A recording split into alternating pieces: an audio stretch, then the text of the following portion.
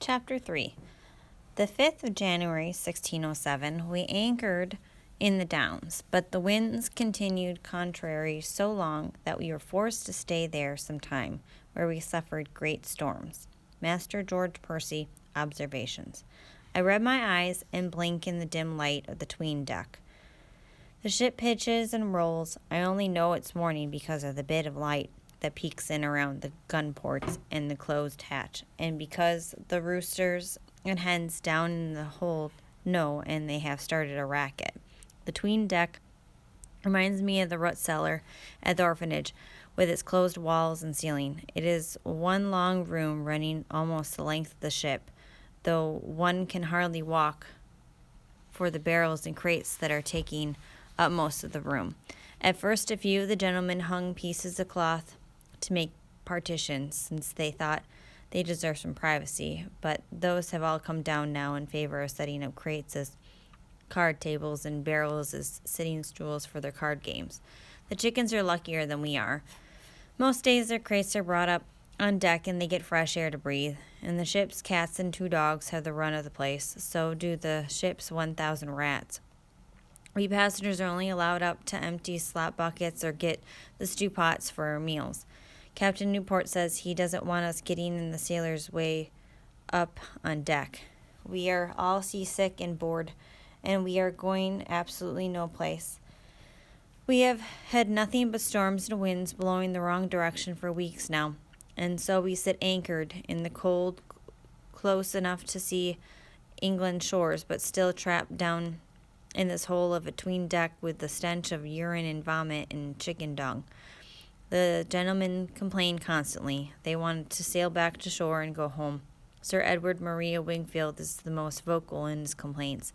He is furious at Captain Smith, who keeps reminding the gentlemen that they have signed 7-year contracts with the Virginia Company, and they can't quit this voyage. I can see why Master Wingfield wants to quit. Even living on the streets was better than this. Next to me, sleeping in a bed, a straw and canvas mattress thrown over some barrels, are Richard and snot-nosed 9-year-old James. James is servant to the gentleman George Percy, and afraid of everything. The men sleep 2 to a bed, but all 3 of us boys are crowded in together. There is a 4th boy, Nathaniel. He is older than I am, probably 13 or 14. It's a good thing he's on one of the other ships, or they'd have us sleeping 4 to a bed. I kick James to wake him. "Give me some room, you little worm." James groans and rolls over. He leaves a smudge of snot on the canvas. "I am not a worm," he whines sleepily. Everyone is waking up now. I hear yawning, grunting, men relieving themselves in slop buckets. "James, bring me my wash water now." Master Percy is not a patient man, and James has to hop up to fetch water even before he has a chance to rub the sleep out of his eyes. Richard is still sleeping. He is the soundest sleeper I've ever seen. Not even roosters crowing and men clopping right by his ear wake him. But Reverend Hunt is very ill with the seasicknesses, and he will need help. I jostle Richard hard. He groans, but doesn't open his eyes. Fine, I think. Let him get a lecture on slothfulness from Reverend Hunt. James and Richard have become good friends to each other, even though James is the gentleman's son and Richard is commoner. They are not my friends, though. I have kept my distance from them and from everyone else on board the Susan Constant. Instead of trying to decipher which of the men are to be trusted and which are not, I have made it simple for myself. Trust no one. It is a philosophy that worked for me in the poorhouse, on the streets of London, and at the orphanage. I see no reason to change. Captain Smith has not beat me yet. He does not seem inclined to, but you never can tell. There is not much required of me aboard ship, just to bring him his water in the morning and empty the slop buckets we all use.